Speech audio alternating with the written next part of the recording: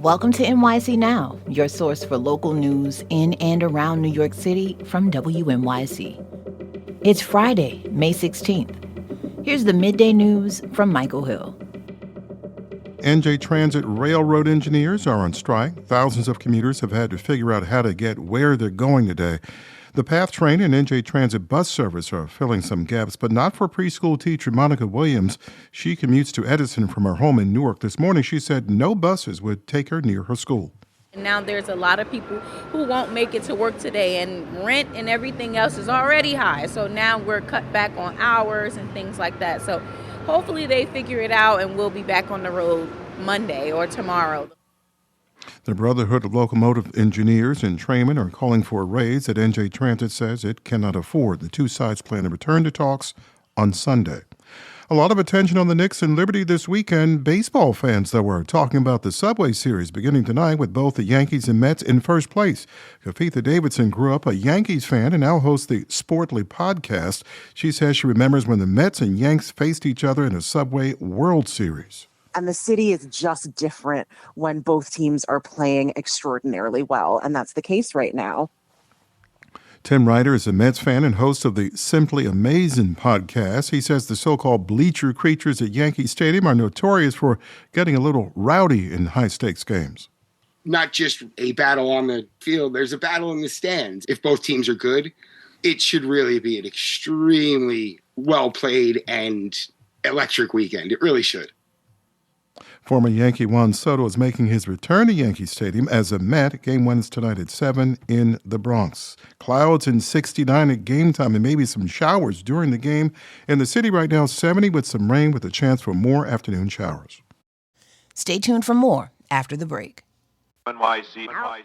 New Jersey transit workers are on strike after negotiations fell apart late last night. It's the first major transit strike in the Garden State in more than 40 years. WNYC's Ramsey Khalife joins us now to talk us through and walk us through what this means. Ramsey, what happened late last night? So the Brotherhood of Locomotive Engineers and Trainmen, those are about, they represent more than 450 commuter line operators in New Jersey Transit. They went on strike at 12:01 a.m. That's after a deal fell apart between New Jersey Transit President Chris Clurey and the Governor Phil Murphy. What are the disagreements between the Locomotive Engineers Union and NJ Transit? Well, Murphy and Clurey, they made an announcement saying that they were very close to a deal, but ultimately there was a deadlock over pay, how much they want to pay them. They say they want to keep the transit agency fiscally responsible and that the decision, the price that they were offering and that the union wanted would not get them there, that it would cost the agency too much.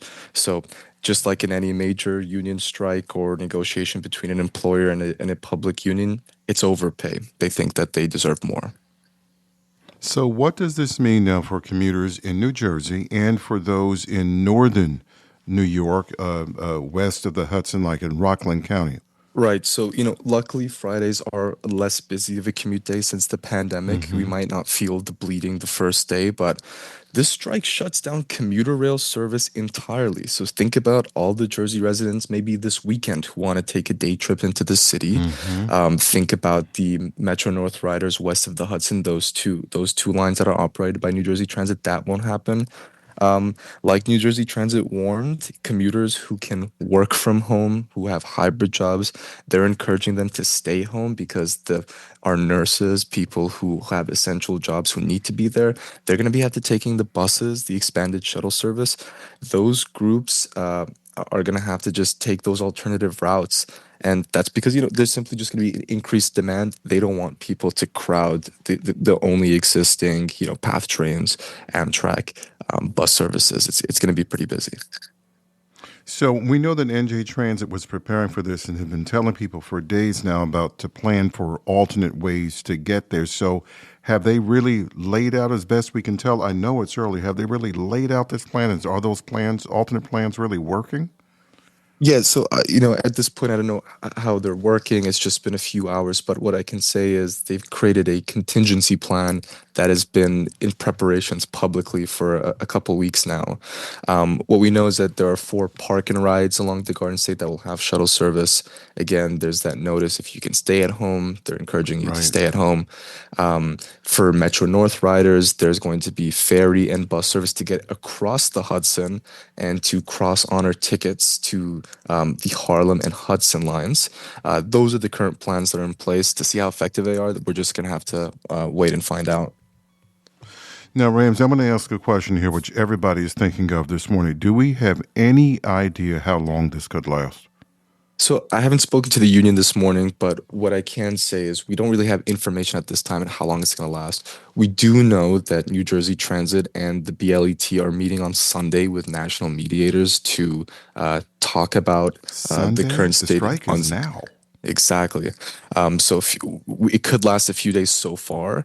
The last time New Jersey Transit strike workers they went on strike was in 1983, and that strike lasted a month before a deal was reached around, again, improved wages.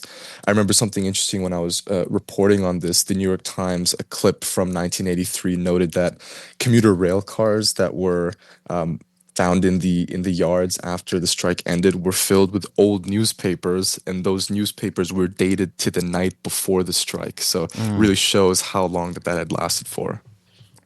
And Ramsey, do we have any idea what union members are doing today?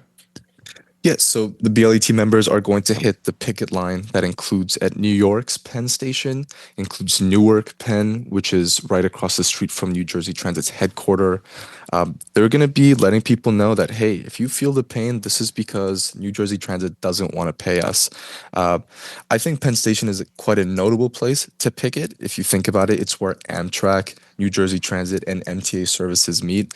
And Yes. the reason why they might be doing that is the union has argued that their salaries don't match that of other major transit agencies, that they feel they should be compensated equally for that for the same positions. But again, New Jersey Transit argues, why would we pay our New Jersey Transit operators the salaries of people in New York? So that's what's going to happen today. Our guest has been WNYC's Ramsey Khalifa. Great job, Ramsey. Thank you. Thank you, Michael.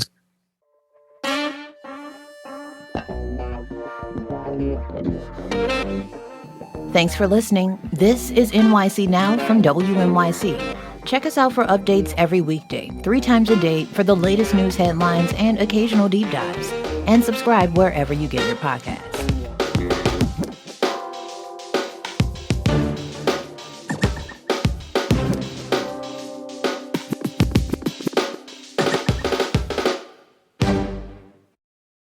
NYC.